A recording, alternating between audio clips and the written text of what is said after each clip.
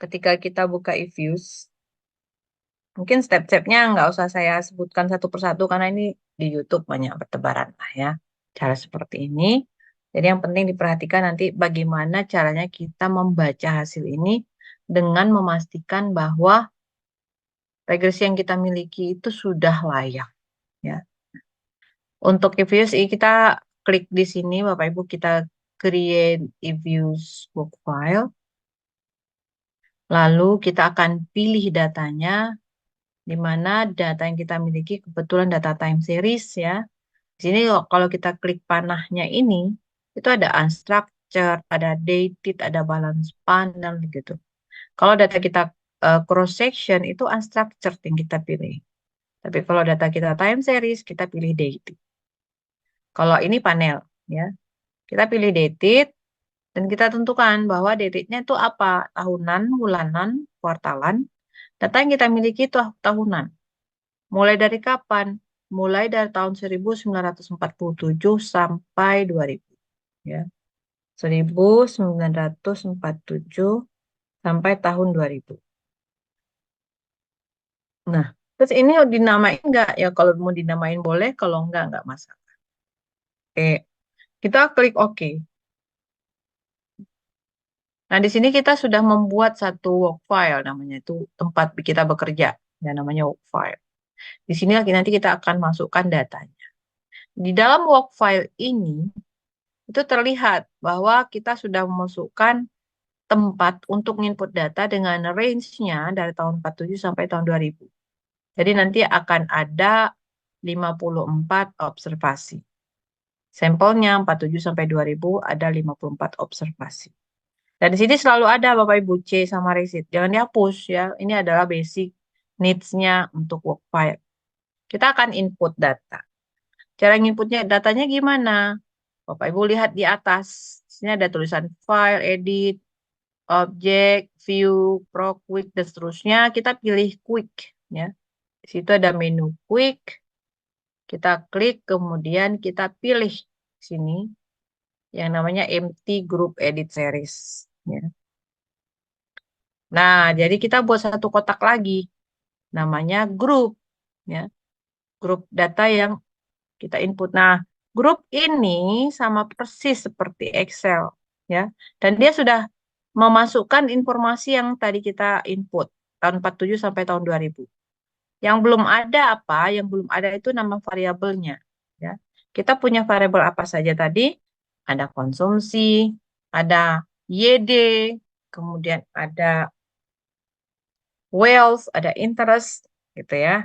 Kita inputkan data itu, cara mau ngopinya macam-macam, mau bisa copy per sel, mau copy sekaligus gitu ya.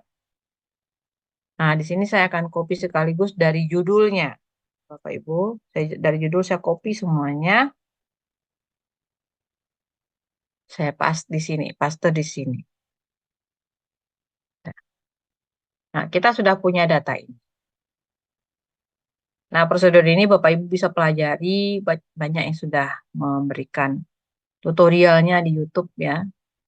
Kalau enggak ya suruh anak buahnya jadi kantor mengerjakan. Oke, data sudah masuk. Terus ngapain? Kita akan melakukan estimasi. Kita akan melakukan estimasi. Datanya boleh di-copy? Boleh, saya copy. Saya klik aja ya yang di sininya nih. Saya copy as displayed. Kalau dibuat highest nanti desimalnya banyak banget ya. As displayed kita taruh di dokumen kita ini. Ya. Ini datanya, kita hasil estimasinya kita buat di sini Bapak Ibu. Nah, kita klik apa? Estimasinya dengan menggunakan least square. Di sini kita akan pilih namanya proses. Ya, kita klik proses. Coba sebentar saya udah jadi host apa belum ya? Recording in progress. Oh sudah, ya saya udah jadi host di sini. Oke, ini udah ke-record ya Bapak Ibu. Nanti recordingnya bisa saya kirim nanti setelah disimpan. Jadi ini data sudah ada, kita akan lakukan regresi dengan kliknya proses. Prog. Di situ kita pilihnya make equation. Nah, kita muncul satu kotak lagi namanya equation estimation. Kita akan menuliskan persamaan kita di sini. Ya. Di sini biasanya kalau kita menginput variabelnya udah urut, dia juga udah urut sama. Nih, Bapak Ibu perhatikan. Urutannya di sini apa? Konsumsi, YD, wealth, interest. Di sini juga urutannya sama. Nah, supaya lebih cantik, karena persamaan kita tadi itu adalah ini ya, konsumsi, kemudian B0 dulu, baru B1 YD, B2 wealth, B3 interest, maka kita upayain B0 ini berada di setelah konsumsi gitu. Maka di sini C ini berperan sebagai B0, saya pindahkan dia di sini. Nah, urutannya sudah benar ya. Konsumsi, spasi C, spasi YD, spasi wealth, spasi interest. Terus apa itu setelah lagi? Kita pilih methods. Kalau Bapak Ibu klik methods di sini, itu banyak banget ke bawah tuh. Kita belum belajar semua, kita pelajari yang atas aja dulu. Least square. Ya. Metode yang kita gunakan adalah metode least square. Sampelnya semua enggak? Ya, semua. Berarti ini udah biarin. Dari tahun 47 sampai 2000. Kalau nggak mau semua, Bapak Ibu bisa set di sini. Saya cuma mau sampai tahun 1995 gitu ya. Nah, udah nih dihapus gitu ya. Jadi kan 1995. Oke, kalau enggak ya udah biarin sampai tahun 2000. Nah, ini saya klik OK, muncullah hasilnya. Ya, saya copy hasil ini, Bapak Ibu. As displayed, kembali taruh di sini. Nah, jadi bagian if is itu untuk mendapatkan hasil ini nggak lama-lama ya. Kita langsung dapetin hasilnya. Nah, sekarang kita akan bahas ini. Ya. Hasil estimasi ini sudah sesuai belum dengan teori kita, kemudian udah layak belum untuk kita jadikan sebagai satu eh, alat pengambil keputusan, ya. Karena di sini kita bisa melihat angka-angkanya. Sebelum kita tes, ya, sebelum kita lakukan segala macam, apa tuh segala macam? Kita harus ngecek ininya, Bapak Ibu.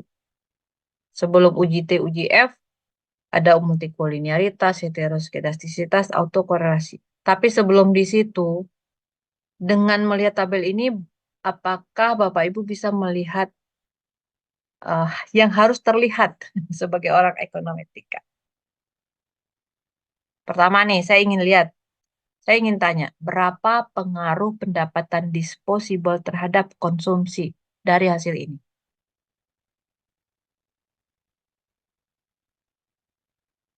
0,734 itu 0,73428. Oke, itu artinya apa? koefisiennya, Bu. Ya, Berpengaruh 70% ya, Bu. 73%. oke, Setiap apalagi? satu kenaikan Hmm, satu bersifat 0,73. kenaikan satu apa, Pak? Katakanlah Rp1, maka dia mempengaruhi 0,73 rupiah konsumsinya, Bu. Betul, ya. Setiap pendapatan disposable naik Rp1, maka konsumsinya akan naik 0,73. Nah, kalau kita buat 1000, setiap pendapatan disposable naik Rp1.000, maka konsumsinya naik Rp734. Atau kalau jadiin juta, setiap pendapatan naik Rp1.000.000, maka konsumsinya akan naik 734.028. Oke. Angka ini kalau secara teori ekonomi itu gimana Bapak Ibu? Kita bisa lihat nih, ada masyarakat yang konsumtif, ada masyarakat yang tidak konsumtif. Kalau 0,73 ini larinya kemana nih? Rata-ratanya itu, Bu. Rata-rata. Jadi kalau misalkan pendapatannya naik 1.073.730.000 buat konsumsi semua, savingnya berapa tuh? Hanya 20-an berapa persen? 20, Iya. Oke, 26 ini biasanya berlaku untuk kelas orang kaya, menengah, atau orang miskin kalau begini. miskin. Nggak kali, Bu. menengah miskin. Kalau orang kaya, mungkin bagian dari pendapatannya yang dikonsumsi itu cuma 20% ya, orang kaya. Ya. Iya. Kalau Karena negara menengah dan miskin, ini kita sebut MPC, Bapak Ibu, Marginal Propensity to Consume, MPC. Nah, negara menengah miskin itu MPC-nya di atas 50%. Negara kaya MPC-nya di bawah 50%. Oke. Kemudian yang kedua, wealth. Bagaimana pengaruh wealth terhadap konsumsi?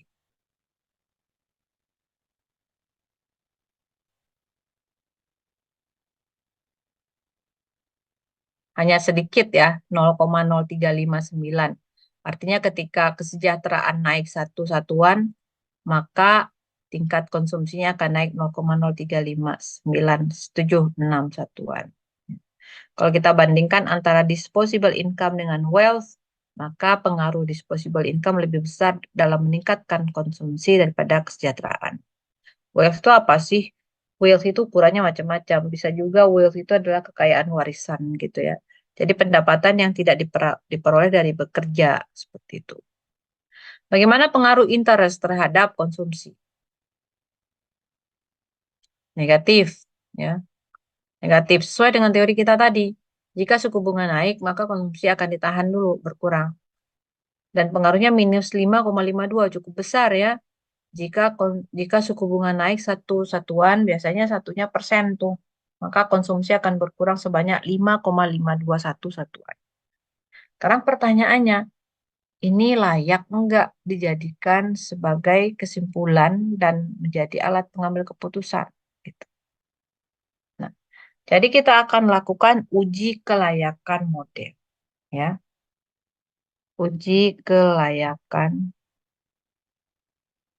model. Ujinya apa? Satu, uji asumsi klasik, ya. Uji pelanggaran asumsi klasik.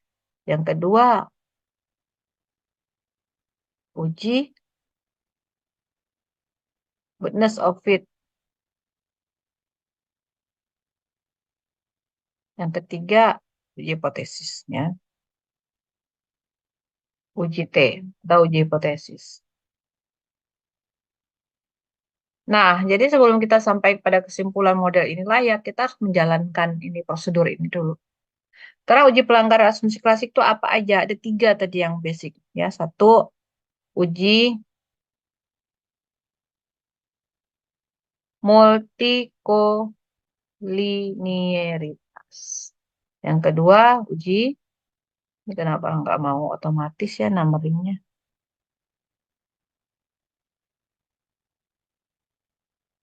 Yang kedua, uji selama autokorelasi atau hetero ya. Autokorelasi. Yang ketiga, uji hetero. Skedastisitas. Nah, kalau kita sudah melakukan pengujian dan ternyata ditemukan permasalahan, itu harus ditanggulangi. Ya. Ketika kita menemukan, oh ada multikolinearitas, ya kita tanggulangi. Ada autokorelasi, kita tanggulangi. Ada hetero, kita tanggulangi. Maka kita lihat satu persatu. Apa yang dimaksud dengan multikolinearitas? Kita kembali ke PPT ini. Ya. Yang disebut dengan multikolinearitas itu adalah kondisi di mana antara variabel bebas, ini ada X1 dan X2 ya Bapak Ibu, ada kolinearitas atau ada hubungan linier. Dan itu nggak boleh terjadi sebenarnya. Ya. Jadi kalau kita lihat di model kita, di sini variabel bebasnya ada berapa nih? Ada YD, ada wealth, ada interest. Antara pendapatan disposable dan wealth ada korelasi. Atau antara pendapatan disposable dengan interest ada korelasi. Atau antara wealth dan interest ada korelasi. Korelasi yang bagaimana yang nggak boleh gitu ya. Yang nggak boleh itu adalah korelasi yang perfect atau yang tinggi. Perfect correlation atau yang very high correlation. Bagaimana cara melihatnya? Kita bisa melihat dengan menggunakan matriks korelasi, ya. kita bisa melihat dengan meregresikan variabel-variabel bebas tersebut. Kalau memang korelasinya tinggi akan terlihat. Macam-macam cara melihatnya. Tetapi di Ifuse itu kita sangat dipermudah. Ya. Kita tidak perlu melakukan ini semua. Kita itu hanya perlu ngeklik satu saja di Ifuse, yaitu matriks korelasi, atau kita bisa menggunakan V-value. Itu saja cukup. Ya. Jadi di sini yang disebut dengan multikolinearitas adalah kondisi di mana terdapat korelasi antara sesama variabel bebas. Sebelum kita melakukan pengujian, kita kita lihat dulu sebenarnya multikol itu mengganggu nggak sih gitu ya. Multikolinearitas itu kalau korelasi antara sesama variabel bebasnya tinggi dan signifikan, maka ini yang akan terjadi, Bapak Ibu. Ya. Pertama, variasi dari regresi itu sangat besar. Kemudian interval kepercayaan menjadi lebar. Nilai T-nya menjadi nggak signifikan, R-square-nya makin tinggi.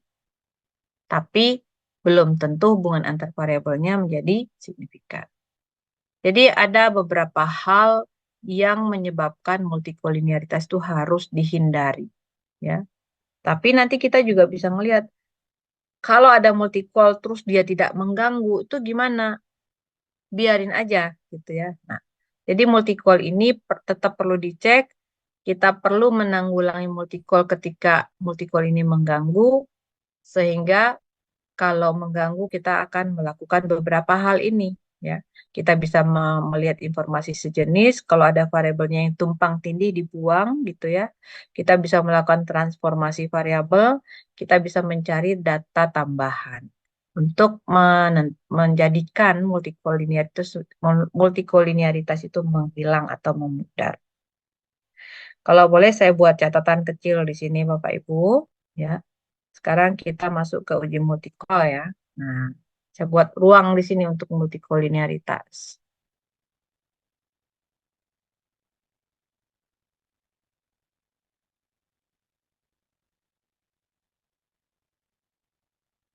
Jadi di sini yang disebut dengan multikol adalah kondisi di mana terdapat korelasi yang tinggi dan signifikan antara sesama variabel bebas. Oke. Kita akan deteksi dulu multikolnya, ya. Kita deteksi multikolnya. Deteksi multikol di Ifuse kita bisa menggunakan satu matriks korelasi,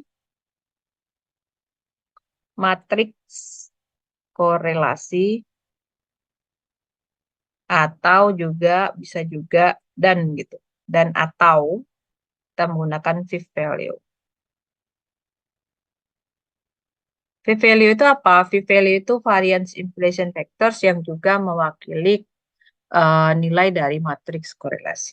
Nah, kita kembali ke Ifuse. Gimana sih cara ngeluarin matriks korelasi? Saya akan kembali ke Ifuse. Kita berada di posisi grup ini, Bapak Ibu. Ya. Di posisi grup, bukan di posisi equation, di posisi grup. Di posisi grup ini ada menu view. Nah, di menu view itu ada tulisan covariance analysis. Kita klik di sini. Nah, di sini yang dicontreng bukan covariance-nya, tetapi correlation-nya. Sudah, itu aja. Kita klik OK. Keluar matriks korelasinya. Ya, muncul. Nah, saya akan kopikan ini, hasil ini, ke catatan kita. Ya, matriks korelasinya muncul ini. Nah, di sini kita bisa lihat berapa korelasi antara sesama variabel bebasnya, Bapak Ibu. Lihat. Korelasi antara, dulu yang variabel bebas pertama kan YD dengan wave dulu. Berapa korelasinya? Lihat, YD dengan will, berapa?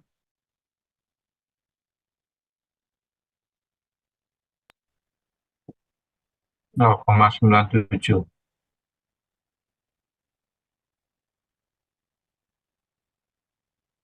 YD dengan Wales itu 0,97 ya. Kemudian lihat korelasi antara YD dengan interest. Berapa? 0,56. 0,56. Kemudian korelasi antara Wales dengan interest. 0,538 ya. 538,487 kita buat lengkap aja yang atas juga 569084 yang di atas itu 0,971372. Nah, kondisi seperti ini kesimpulannya gimana Bapak Ibu? Ini ada multiple atau enggak? Oke. Gimana cara mengetahuinya ada multiple atau tidak? Jika korelasinya tuh tinggi, ya, tinggi itu berapa sih? Nah, patokannya tuh macam-macam. Ada yang bilang di atas 0,7, ada yang bilang di atas 0,8 gitu ya. Misalkan kita buat patokannya, rule-nya ya, rule-nya kita pakai 0,7 seperti di banyak penelitian ya. Jika korelasi antara sesama variabel bebas di atas 0,7 maka ada multi-call gitu ya. Nah, ini rule yang kita gunakan misalkan. Nah, ada juga yang mau pakai 0,8 silahkan gitu ya. Ini kita pakai ini. Terus berarti di sini kita kesimpulannya apa? Korelasi antara YD dengan weight itu. Kita tahu di bawah ya. Ini ada multi-call nggak untuk YD dengan Wales? Ada. Besar pada 0,7 berarti ada multi-call. Kalau ini kurang dari 0,7 berarti tidak ada multi-call. Kalau ini kurang dari 0,7 berarti tidak ada multi-call. Dah, kita udah tahu nih pertama, multikolinearitas terjadi antara YD dengan Wales. Terus kita cek dulu, apakah multi-call ini mengganggu? Ini mengganggu, itu pertanyaannya. Ya, karena multi-call ini boleh ditanggulangi kalau dia mengganggu. Ya, apakah multi-call jelek? Itu pertanyaannya ya. Dia nggak akan mengganggu sejauh dia tidak menyebabkan beberapa hal. Gitu ya. Apa itu beberapa hal? Saya buatkan di sini. Ya, multi-call dikatakan mengganggu jika ya ada beberapa hal. Satu, ya, UJT tidak signifikan. Kedua, tanda dari koefisien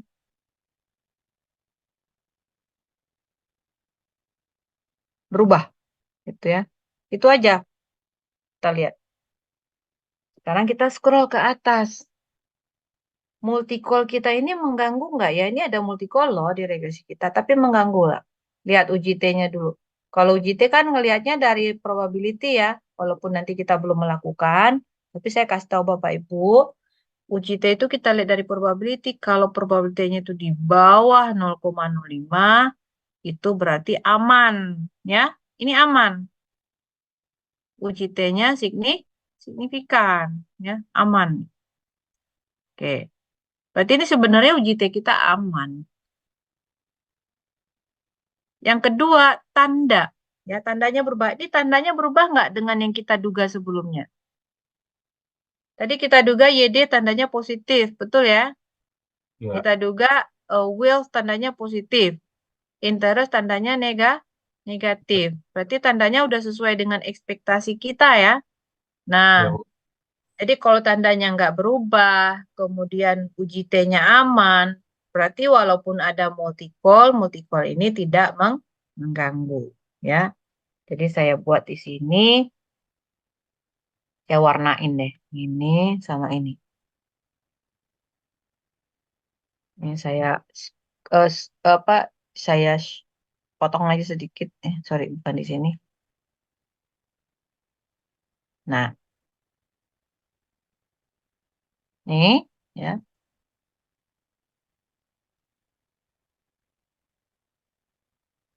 Dari hasil uji T tidak signifikan.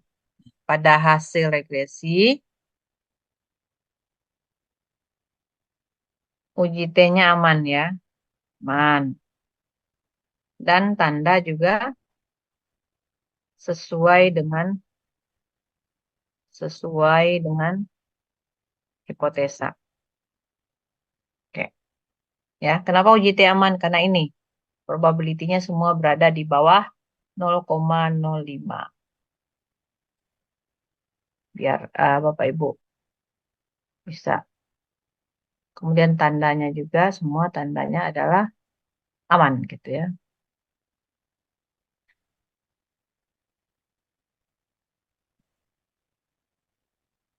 Oke. Oke. Berarti di sini kesimpulannya apa? Walaupun ada multi-call, tetapi tidak perlu kita tanggulangi.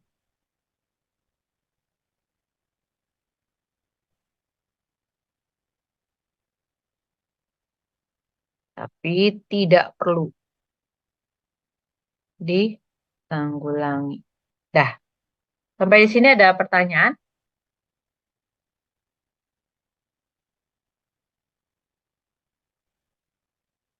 Belum ada, Bu.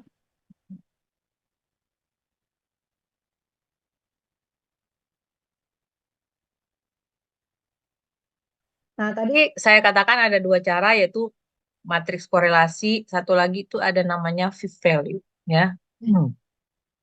Kita coba lihat p-value-nya.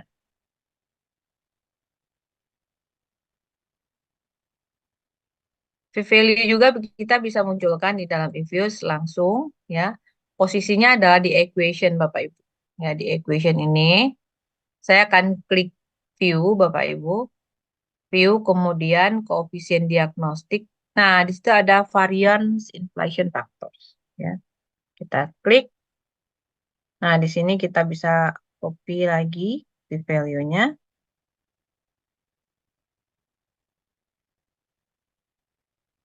Nih, variance inflation factornya.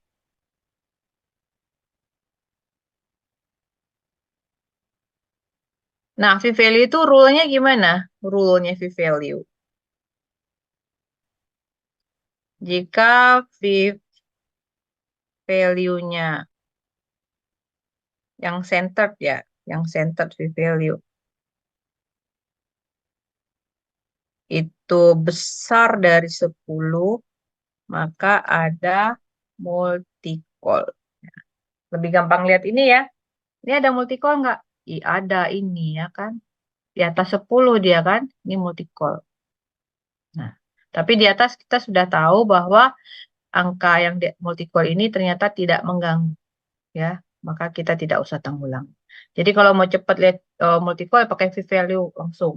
Atau pakai matriks korelasi. Oke. Multi-call udah ya. Sekarang persoalan kedua, autokorelasi. Autokorelasi ini apa lagi gitu ya. Kita bisa lihat di sini, ini hetero dulu ya, autokorelasi. Nih. Autokorelasi itu kondisi di mana terdapat korelasi antara sesama error. Errornya makin lama makin besar, atau errornya makin lama makin kecil, atau errornya memiliki pola. Kita sebelum lihat ke sini coba kita cek. Sebenarnya di view itu kita bisa lihat gambar dari errornya, Bapak Ibu. Ya. Saya klik view di sini, kemudian saya lihat actual fit residual graph. grafik dari residualnya. Saya gedein ya. Yang hijau ini fititnya, yang merah itu aktualnya. Fitit itu berarti hasil estimasi. Errornya ini yang biru ini Bapak Ibu. Errornya menurut Bapak Ibu ini makin lama makin besar atau apa? Apa dia konstan ini? Kalau kita lihat yang biru ini. Semakin besar. Besar. Besar. Berarti kita menduga ini mungkin errornya makin lama makin besar, ada autokorelasi berarti ya.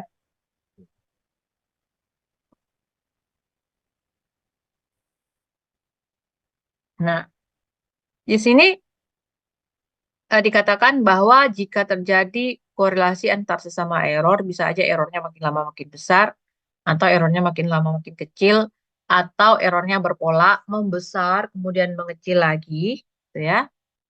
Saya juga bisa tampilkan dalam bentuk apa, tabel gitu ya, actual fitted residual tabel. Ya. Bapak Ibu juga bisa melihat errornya. Ya. Aktualnya 976, fititnya 982, terjadi residual. Selisihnya -5, dan seterusnya. Dan ini errornya yang di awal-awal periode masih dalam koridornya, pada periode akhir terjadi pembesaran residual. Ya. Apakah ini merupakan golongan terjadinya autokorelasi? Kita bisa cek. Ya. Kita bisa cek autokorelasi dengan berbagai macam cara. Caranya macam-macam nih, ada uji Durbin-Watson, ada uji White gitu ya, dan ada uji-uji lainnya. Tetapi sebelumnya, kenapa kita mengalami masalah autokorelasi? Ya. Autokorelasi ini terjadi karena kita menggunakan data time series, itu pada umumnya. Karena data time series itu memiliki kecenderungan ada tren, ada kelambaman gitu ya. Apalagi kalau kita menggunakan data-data makro, seperti GDP, itu kan trennya menaik terus ya. GDP paling turun, ada fluktuasi sedikit naik. Terus ada yang apa namanya musiman, ya data musiman. Oke. Di sini ada contoh nih Bapak Ibu. Ya, ada kasus data autokorelasi. Jika pendapatan keluarga I meningkat, maka konsumsi keluarga I meningkat. Dan konsumsi keluarga J ikut meningkat. Itu menyebabkan masalah autokorelasi. Jadi, variasi dari errornya makin lama makin besar. Atau fenomena cobweb di mana terjadi apa namanya semacam perubahan harga yang semakin lama makin melebar atau semakin lama makin mengecil, ya. Di mana supply itu tergantung pada harga komoditas periode lalu. Penyesuaian harga terhadap supply itu tidak bisa dilakukan dalam waktu yang sama. Barangkali Bapak Ibu bisa baca fenomena cobweb itu adalah penyesuaian harga yang terjadi pelan-pelan. Jadi harga itu bisa menuju harga keseimbangan pelan-pelan atau justru harga itu menjauh dari harga keseimbangan. Ketika kita menggunakan data time series yang posisinya seperti ini, maka kita akan berhadapan dengan masalah autokorelasi. Oke. Baik, nah saya akan buat catatan ini. Autokorelasi adalah apa? Kondisi di mana terdapat hubungan antara sesama error, ya. Bisa errornya makin besar, bisa errornya makin kecil, ya. Bagaimana cara mendeteksinya? Deteksi dengan kita bisa mendeteksi autokorelasi dengan berbagai macam cara. Tadi dikatakan ada uji Durbin-Watson, ada uji LM test, Lagrange multiplier gitu ya, di Diffuse. Intinya adalah apa? Kita ingin menguji apakah error sekarang berkorelasi dengan error periode sebelumnya. Ya. Di sini kita katakan bahwa error sekarang berkorelasi dengan error periode sebelumnya. Kenapa autokorelasi ini nggak boleh terjadi? Kita bisa lihat dulu dampaknya ya. Dampak dari autokorelasi.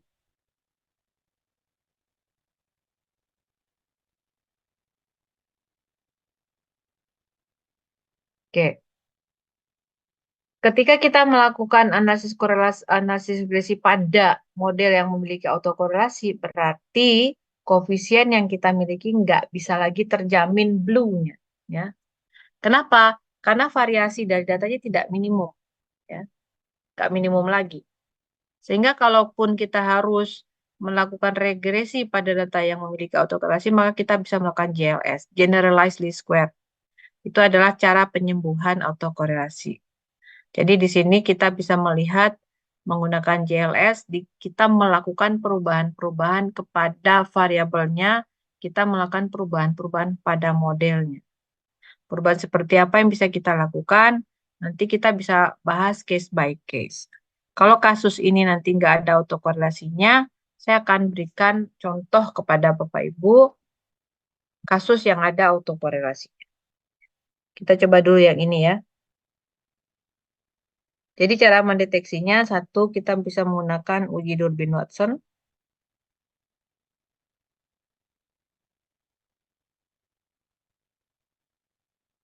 Durbin-Watson sendiri itu sebenarnya dia mendeteksi apakah terjadi apa namanya korelasi antara sesama error. Kita cuma bandingkan ya. Jika nilai DW tesnya berada di sekitar angka 2 gitu ya.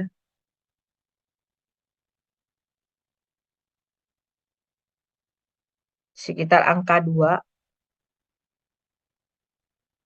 maka tidak terjadi autokorelasi. Kok di sekitar angka 2 apa itu?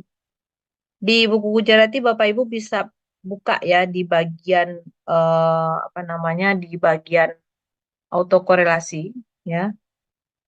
Saya ingatkan aja bahwa untuk Durbin Watson kita menggunakan angka 2 itu ada alasannya gitu ya. Nih.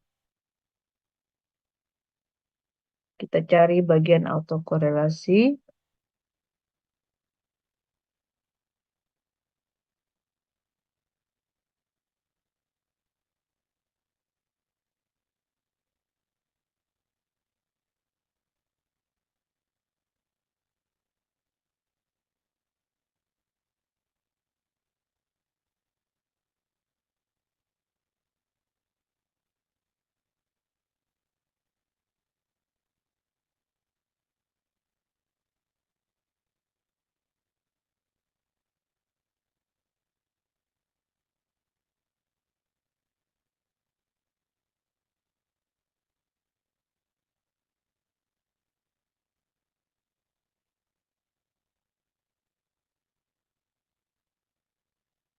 Nih.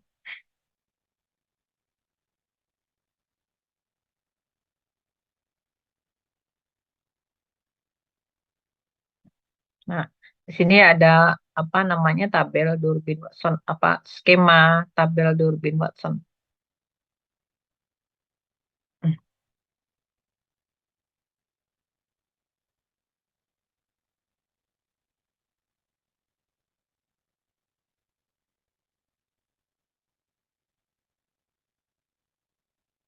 Ini dia. Ya.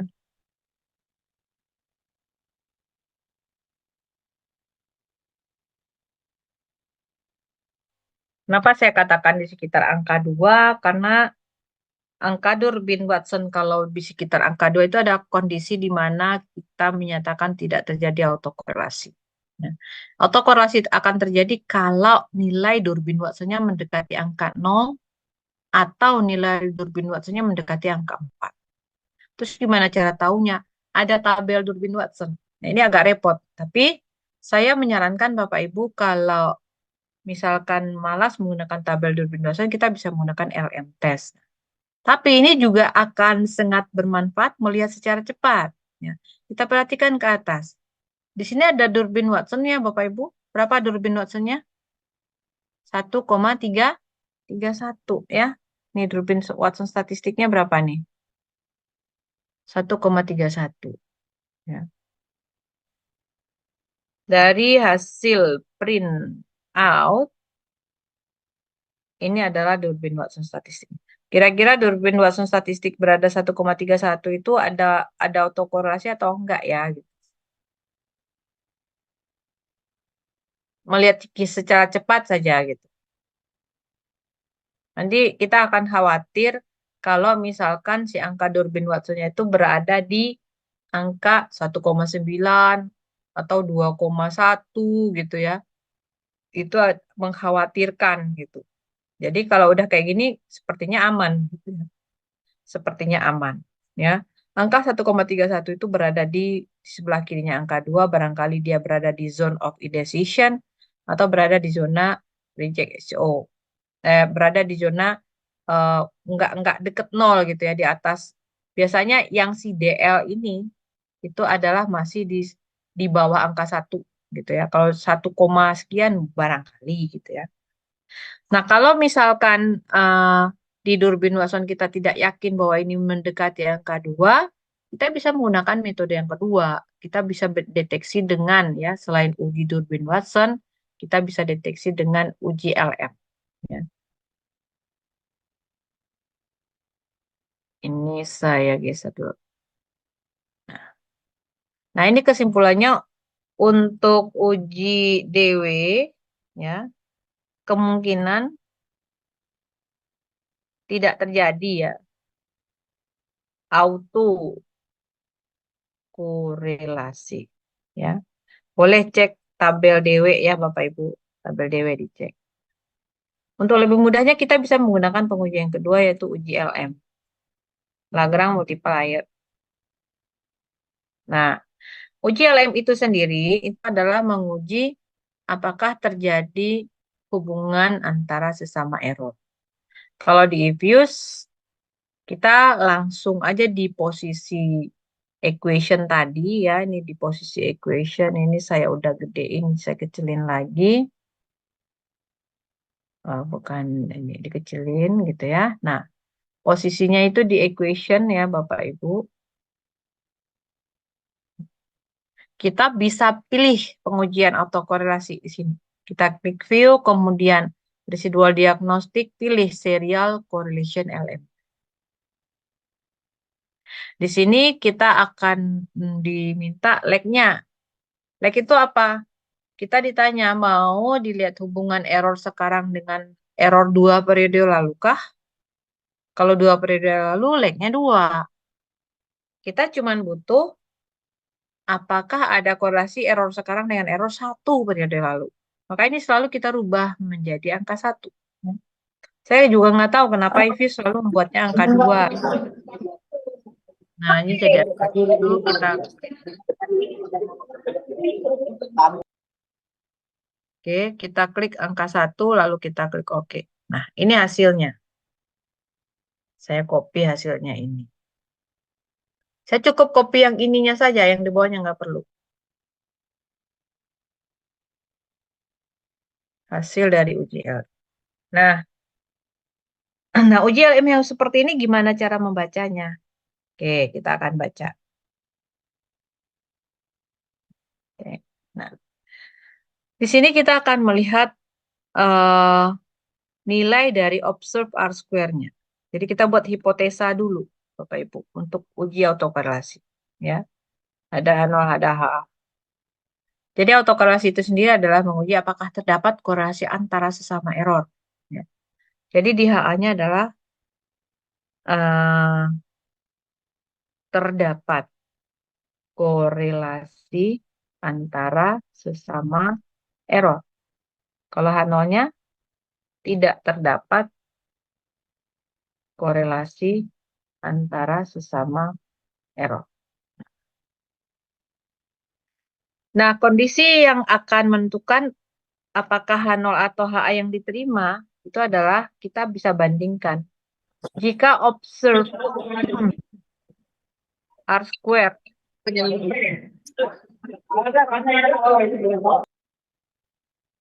jika observe R square, sebentar ini kok nggak bisa naik. Probability-nya, ya, probability dari observe R square-nya itu lebih kecil daripada 0,05 gitu ya. Maka H0 ditolak. Ya. Oke, sekarang coba lihat. Ini probability dari observed R square-nya berapa, Bapak Ibu? 3,9. 0,04 ini ya. Oh, 0,0457 ini dia ya. Berarti H0-nya gagal ditolak dong ya. hmm. Pada hasil uji LM di atas, nilai probability observed R square-nya berapa? Itu adalah 0,0457. Oke.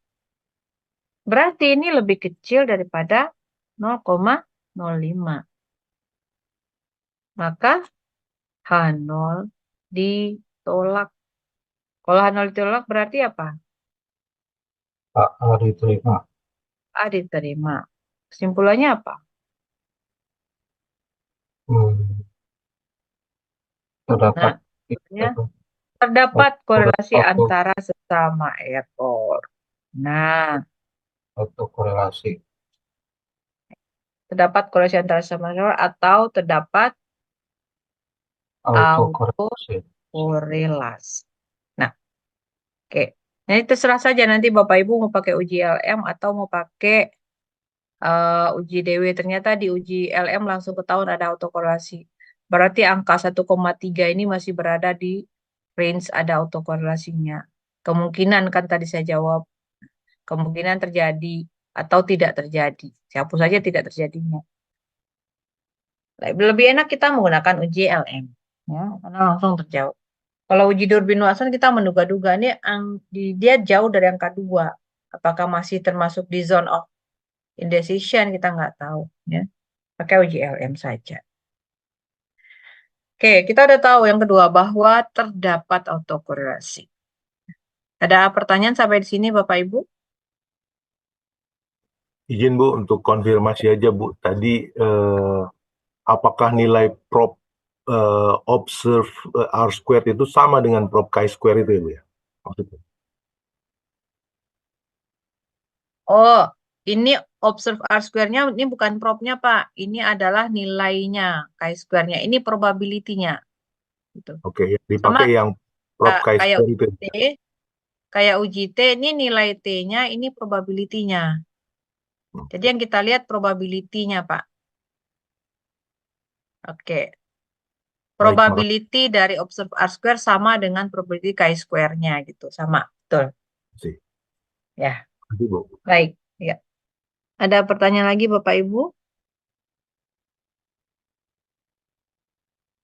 Oke, kalau tidak kita belum tanggulangi dulu ya, kita cek dulu nih penyakitnya. Tadi multicol ketemu ada multicol, yang kedua LM ternyata ketemu ada autokorelasi, yang ketiga uji heteroskedastisitas ya. Nah, heteroskedastisitas ini apa? Kita kembali ke PPT-nya. Heteroskedastisitas itu kondisi di mana gitu ya. Kondisi di mana variasi error nggak konstan. Ya. Salah satu asumsi yang harus dipenuhi dalam regresi itu adalah variasi errornya harus konstan. Kalau nggak konstan gimana? Artinya ada error yang harus variasinya sama. Kalau nggak sama berarti ya hetero. Sama aja kalau kita lagi mau melakukan peramalan untuk suatu variabel pada masa yang akan datang. Kondisinya saat ini aja fluktuatif, gimana kita memprediksikan dia pada masa yang akan datang ya. Sama aja kita memprediksi perilaku manusia di mana manusia itu tidak stabil kondisinya, maka sulit bagi kita untuk memprediksi kondisi pada masa yang akan datang. Regresi pun demikian, ya yang kita perlu pastikan apakah errornya itu memiliki variasi yang konstan. Ya. Karena data cross-section cenderung mengalami heteroskedastisitas. Ya, kenapa? Kita mengumpulkan data dari berbagai individu yang mungkin karakteristiknya nggak sama, ya, size-nya nggak sama. Misalkan saja kita mengumpulkan informasi tentang pendapatan rumah tangga. Rumah tangganya aja nggak sama, ada yang kaya, ada yang miskin, ada yang sedang gitu. Pastilah variasi pengeluarannya juga berbeda-beda, ya. variasi konsumsinya juga beda-beda. Kalau kita menemukan kondisi ini, maka kita berhadapan dengan masalah heteroskedastisitas. Apa dampaknya? Dampaknya variasinya dari taksiran menjadi lebih besar, kemudian uji T, uji F-nya nggak akurat, interval kepercayaannya makin besar, kesimpulan yang kita ambil salah. Jadi ini bahaya ya kalau kita melakukan regresi dan kita mengabaikan masalah heteroskedastisitas. Nah, gimana cara mendeteksinya? Bisa dengan intuisi atau studi terdahulu. Kita menduga, ini kira-kira nih dari data yang saya gunakan bakalan ada hetero. Kenapa? Karena data saya bervariasi banget gitu ya. Terutama kalau kita menggunakan data cross section. Kita menggabungkan total penjualan perusahaan kecil, menengah, dan besar. Maka sudah dapat diduga bahwa kita akan mengalami masalah hetero. Macam-macam cara pengujiannya. Ada uji Park, ya, di mana kita melihat error. Ini len UI kuadrat, ini error yang dikuadratkan terus dilenkan. Kita regres dengan variabel X. Ya. Kalau misalkan ini pengaruhnya signifikan, berarti error ini bervariasi akibat variasi dari variabel bebasnya. Sehingga itu menunjukkan adanya kondisi hetero. Cara mendeteksi lainnya pakai uji Goldfeld F1. Ya. Khusus untuk data cross section yang bisa kita buat ranking ya, kita ranking datanya, misalkan kita punya datanya 100, kita kelompokkan menjadi 2 aja, 50 terkecil, 50 terbesar. Kalau memang dia ada hetero, maka 50 terkecil itu variasinya kecil-kecil, 50 terbesar variasinya besar-besar. Kalau seperti itu berarti variannya nggak konstan. Ini konsep dari uji Goldfeld. Kemudian kita juga bisa menggunakan uji White namanya. Uji White nanti kita coba pakai Ifuse. Nah, kalau misalkan nanti ada hetero, nanti kita akan bisa tanggulangi. Macam-macam caranya pakai JLS bisa kita bagi dengan variabel yang menyebabkan hetero, atau kita buat dia dalam bentuk logaritma selama itu masih memungkinkan. Tapi ini nanti ya. Kita sekarang deteksi dulu masalah heteroskedastisitas. Oke, untuk kasus ini saya buatkan catatannya lagi bahwa heteroskedastisitas itu adalah kondisi di mana terjadi variasi error yang tidak konstan. Nah, konstan.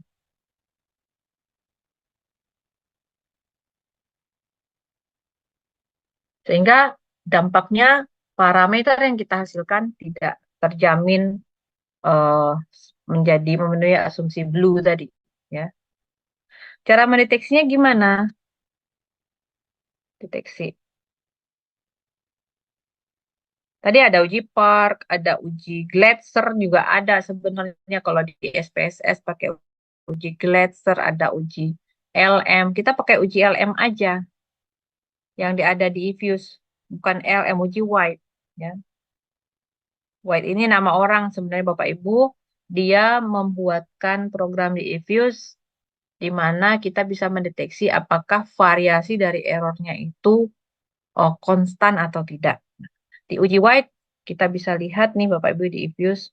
Gampang sekali ya, kita klik view di sini. Kemudian residual diagnostik, pilih heteroskedasticity test. Ya. Ada tesnya, lalu kita pilih White test. Sebenarnya ada Harvey, Glaser, Arts, White, segala macam. Ya. Bapak Ibu juga boleh pilih Glaser test. Ya. Boleh pilih White test. Mau pilih mana nih? Saya serahkan dulu ke Bapak Ibu.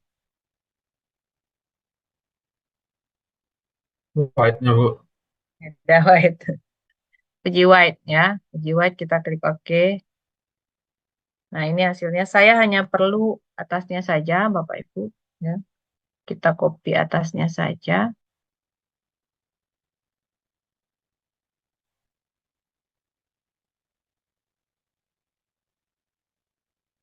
Nah, ini hasil uji White. Nah, sekarang rule-nya gimana?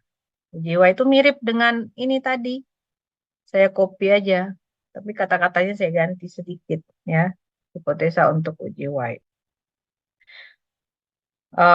Untuk H0 itu variasi error tidak konstan, gitu aja.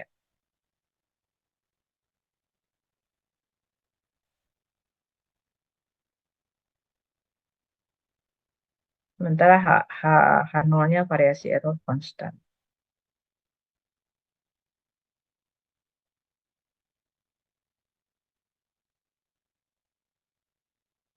Konstan. Nah, rule-nya sama. Jika probability observed R square-nya itu di bawah 0,05, maka H0 ditolak. Oke. Berarti kita probability observed R square-nya berapa yang ada di atas? Saya copy aja di sini supaya gampang ya.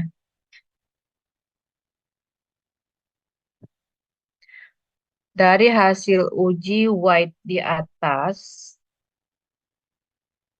nilai probability observed R square-nya malah lebih kecil lagi nih ya. 0,001. Itu pasti lebih kecil di bawah 0,05. H0 ditolak, H diterima, berarti variasi error tidak konstan. Ya.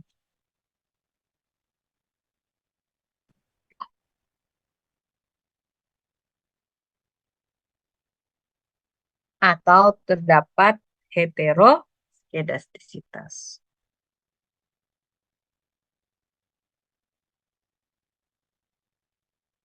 Nah, kita sudah deteksi semua. Dan kalau peneliti udah ada capek deh, multikol ada, autokorelasi ada, hetero ada, mana mana dulu yang mau disembuhkan gitu ya. Wah, ini problem banget nih bagi peneliti ini gitu. Tapi bagi kita enggak ya, kita buat belajar bahwa di sini ternyata regresi yang saya temukan ini ada masalah gitu ya. Semuanya bermasalah, multikol. Bolehlah multikolnya boleh diabaikan gitu ya. Boleh diabaikan.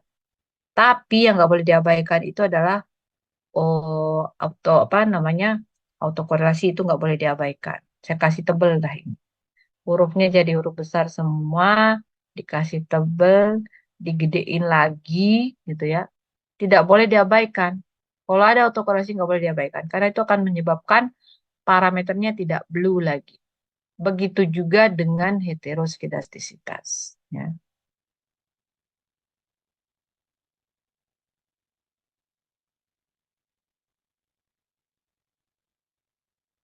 Nah, sampai di sini ada yang mau ditanyakan, Bapak Ibu?